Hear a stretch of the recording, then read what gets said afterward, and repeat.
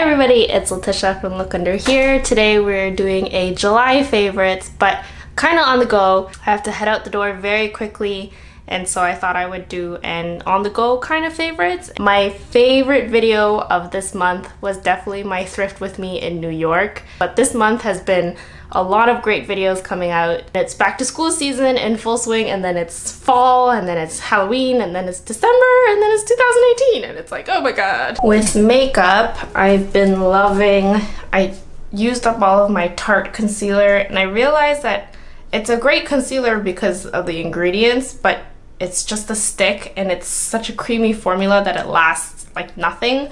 So I went budget friendly, and I got a whole pot of this NYX full coverage concealer. So usually I'll take a Q-tip and then put it on the back of my hand, and this stuff is so buildable. If I'm not happy with one area, I just keep adding it on and it lasts all day. I was nervous about it because I don't really like the idea of pot concealers. It's just the chances of spreading germs is high, whereas with a stick concealer I can just, you know, wipe it with alcohol and then move on with my day. It's very effective. For eyeshadow, the new Naked Heat palette has been just all around really good for me, and I made a tutorial about it where I did two looks. I did a day look and a night look. And what I like to do is, because the Urban Decay palette is kind of warm toned, it's more of burnt oranges and reds. Naked 3 is a bit pinkish, and whenever I'm going for like a more peachy or slightly cooler tone, if I want to mix it up a little, I'll just pop in a little bit of pink on top. I love to use the rose gold color trick, and I use that usually on the inner corners, and then the remainder just on the center of the eyelid. Easy! For mascara, I am not picky about mascara. I can use really any mascara. Right now I'm using the Urban Decay Perversion. It's good, but it's smudgy because it's not waterproof. So then what I do is, I found this.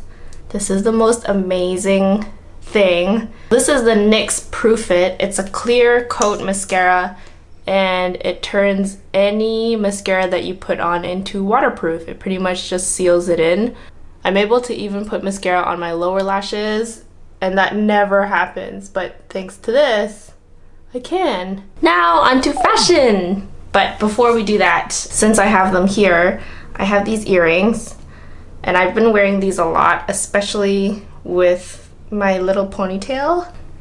Got them randomly at Aldo on sale with like a pack of other 6 earrings that I'm not crazy about. Okay. For shoes, I have been wearing these, and I thrifted these when I was in New York, and they took a bit to break in. They're easy to put on. They go well with everything. These are my summer go-to shoes.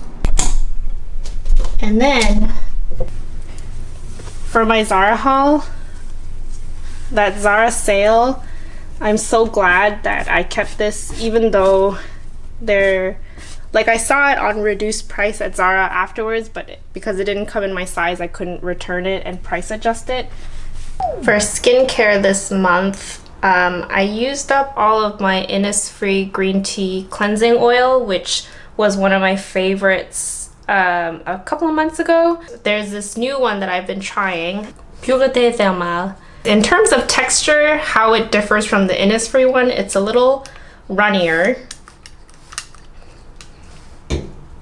but it does its job perfectly. And we're gonna hop into the shower. This was sent to me like months ago, and it's so cool. You fill out a quiz selecting the types of hair types and hair concerns that you have, and they'll generate a shampoo and conditioner. I've only opened the shampoo, and then they send you a bottle with your name on it. It's a great gift idea as well. Because of the amount of hair that I have, sometimes I have these areas where even though I rinse as much as I can and I really pay attention to rinsing, there are just patches of hair that sometimes I just miss. You run your fingers through your hair and you feel the greasiest patch because it's the residual shampoo that didn't wash off, and you're like, fuck! It smells amazing, and it's been able to rinse out all of my hair with no issue, no residue, and it suds up nicely. My hyperpigmentation, thanks to, hold on, the Banish Acne Scar Microneedling. My last video, you guys have to watch it. You guys have to see the before and after. It's crazy, insane. That, of course, is one of my favorites, and these are the sheet masks of the month for me. And I love the brand For Beloved Girl. So the ones that I've been loving right now are the Oil Control Mask, as well as the Cloud Silk Brightening Mask. If before the end of the year I can stop wearing a full face of foundation on top of concealer, and if I can reach over 100K, I would just be the happiest girl in the world. Am I asking for too much? I don't know. But, I mean, a girl can dream, right? For geeky stuff, like Netflix and tech stuff, I actually made an order on B&H recently, bought a ton of stuff. My friend recommended this book to me. It's called Snot Girl, and here. It's about a fashion blogger who has severe allergies. It's so beautiful. I haven't been reading, I haven't been finishing books, even though I always say I love to. So this is a great like transition to go back into reading, to go back into books, because it's so easy to digest. What have I been watching? I started watching Breaking Bad, which I'm not crazy about it, but I heard that it gets better in the later seasons. Maybe it's because I'm such a comedy person. Movies that I watched on Netflix, I watched Okja. Oh my god, it fucked me up. Like, I watched, what else did I watch? I watched Moonlight and I watched Okja, and Moonlight is equally as beautiful, but I didn't cry in Moonlight, surprisingly, even though everybody says that you cry.